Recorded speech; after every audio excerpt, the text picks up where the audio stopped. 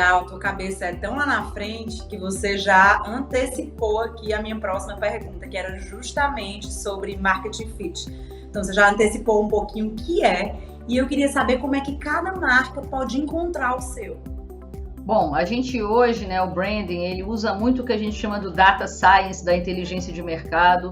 A ideia de você encontrar o seu marketing fit é muito ligada a você observar o que acontece no mercado, para identificar algumas lacunas que podem existir no mercado.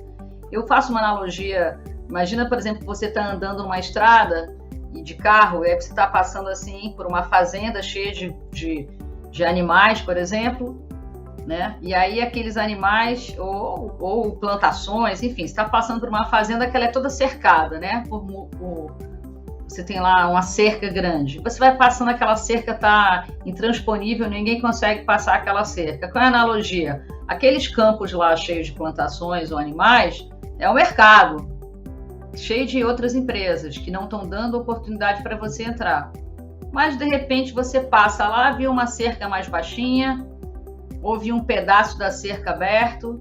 Então, aquela oportunidade de mercado pode se configurar no que a gente chama do market fit, né? Na verdade, o market fit também tem o que a gente chama de market gaps, ou as lacunas de mercado, oportunidades de mercado. Isso vem muito de você entender, muitas vezes, demandas reprimidas que o cliente tem, nichos de mercado mal atendidos, uma ideia que possa vir a atender, como eu tinha falado anteriormente, de alguma dor do cliente. Então, assim, o marketing fit, ele está ligado a você descobrir, primeiro, uma posição de mercado que não seja igual ao que todo mundo faz. Normalmente os mercados hoje são hipercompetitivos, mercados com muita competição, todo mundo brigando pelo mesmo cliente. Então a pergunta é, por que não? Por que eu não posso fazer isso de uma maneira diferente? O que eu posso fazer para me posicionar de forma única? E aí a gente vê o seguinte, que muitas vezes é quase impossível fazer isso com produtos. Os produtos são muito iguais, mas eu posso ter diferenças no relacionamento com o cliente, na maneira como eu falo, na comunicação, no meu branding.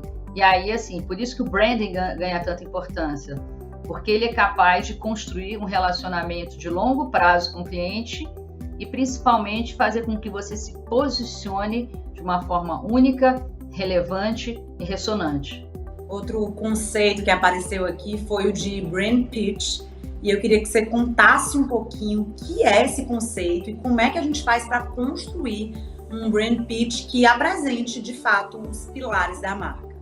Eu acho que todo mundo conhece o que é beisebol, né? Aquele esporte que tem um taco, que o cara rebate a bola, etc. Né? O conceito de brand pitch, mais uma vez, vou fazer aqui uma analogia com o beisebol, tá?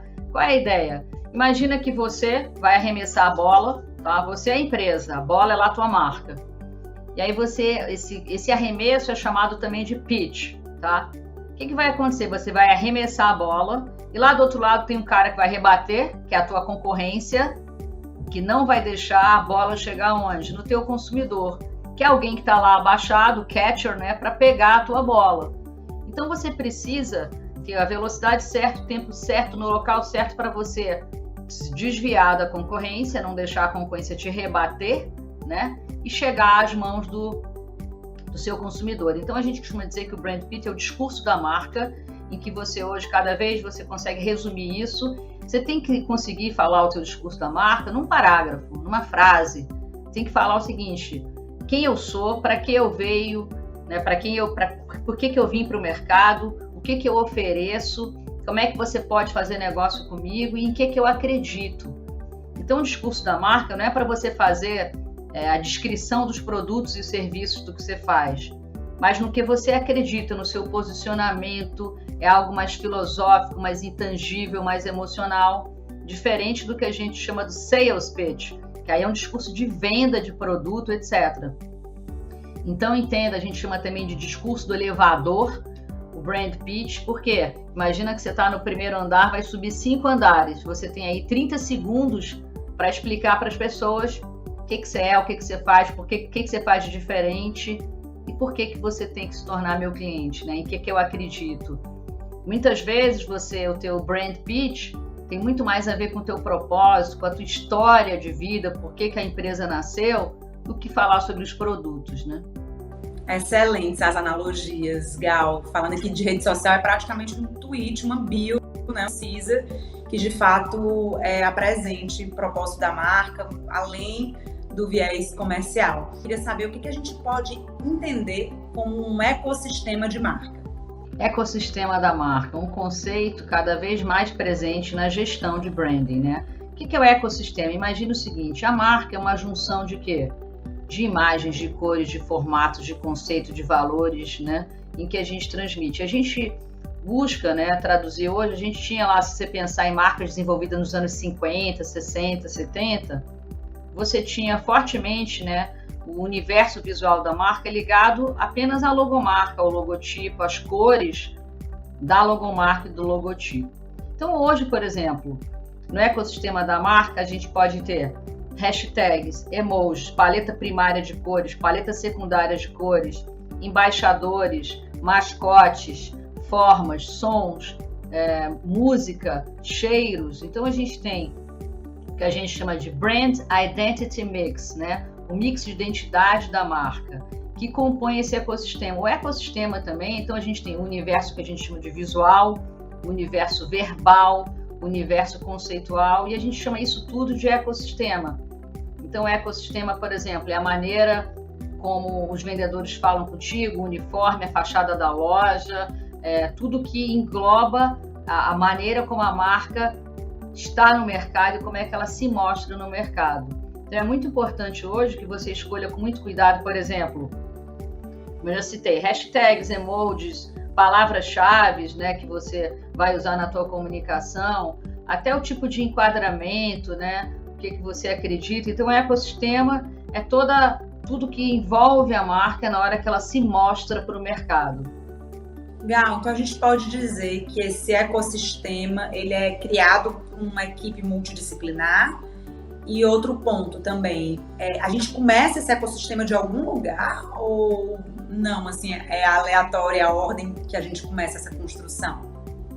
O ecossistema da marca, né, ele começa, por exemplo, com o processo de criar um nome, o processo de criar o desenho que representa a marca, os símbolos, as cores. Então é importante, por exemplo, que isso não seja feito de uma forma aleatória. Eu vou botar azul porque o azul é bonito. Não. Você vai escolher uma cor que ela tenha sentido. Então posso dizer que tudo começa com o quê? Com a estratégia, com o market fit, com o posicionamento, né? Como eu quero ser conhecido e percebido. Então, a partir de você entender e decidir como é que você quer ser conhecido e percebido, que você faz o quê? Que você começa a montar o seu ecossistema, né?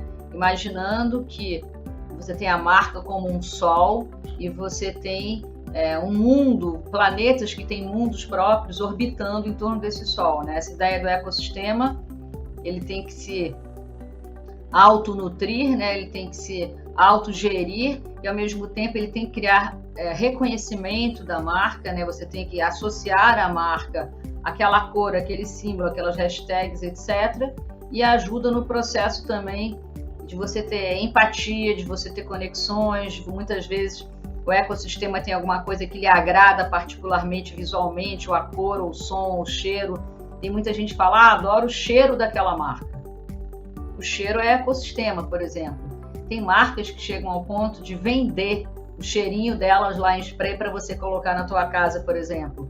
Isso é muito poderoso, né? Então, a criação do ecossistema fala como é que eu quero ser percebido, o que eu quero transmitir para o mercado. E aí você começa a pensar. Bom, Gal, para encerrar, para a gente trazer um pouquinho desse entendimento, dessa discussão para a prática, eu queria que você citasse alguns cases aqui para a gente. Bom, em relação ao reposicionamento e posicionamento, a gente pode citar um caso emblemático que vem acontecendo aí há pelo menos 2 anos, que é o reposicionamento do McDonald's. Vocês imaginam a dificuldade que é para uma marca global, uma marca que tem 120 mil restaurantes pelo mundo, você conseguir um posicionamento que seja visualmente, conceitualmente aceito, né, e absorvido por gente com tantas culturas, né, diferentes. Então, o McDonald's, ele optou, né, nos últimos 2 anos por sair do vermelho, né, aquele vermelho forte dele, e ele adicionou várias cores, né, a ideia de passar diversidade, leveza. Então, hoje a gente encontra verde, roxo, lilás, os uniformes da equipe ficaram mais leves, mais modernos, ele fez um reposicionamento completo, as embalagens das comidas, as fachadas das lojas, os uniformes, e assim ele deu mais modernidade, inovação, e conseguiu também trazer, ele está usando muita iconografia, né, muitos desenhos, ícones, tirou fotos, né, das embalagens, para as embalagens ficarem mais leves, e também até porque você tem alguns sanduíches diferentes em vários lugares do mundo. Então a ideia era que ele pudesse traduzir isso, né, e isso ficasse bastante claro, dessa diversidade, dessa leveza, e esse posicionamento foi um posicionamento muito bem aceito. E como a gente está falando de uma rede, como eu falei, com milhares de lojas, né, isso vem sendo colocado gradativamente. Ele traz também um pouquinho de humor, de leveza. Aqui no Brasil, por exemplo, ele inaugurou a loja número 1000, e aí ele usou a maneira como o brasileiro fala, McDonald's, né? Usou Mac, M-E-Q-I. Então, assim, a loja Mac 1000, uma loja super enorme, linda, parece assim, uma entrada de um parque de diversões, né? Uma homenagem ao público, a ideia de você colocar o público em primeiro lugar, e também essa ideia de você dar essa leveza, um bom humor. Então, assim, a gente pode dizer que o McDonald's é um exemplo de posicionamento muito bem sucedido ultimamente. Obrigada, Gal, por hora. O episódio de hoje aqui do Plano de Voo termina, mas eu queria te agradecer em nome de toda a Escola Voa, queria agradecer também a nossa audiência e dizer que não é um adeus, é um até breve, porque a gente volta para continuar esse papo, que tem muito pano para manga ainda. Então, obrigada e até o próximo Plano de Voo.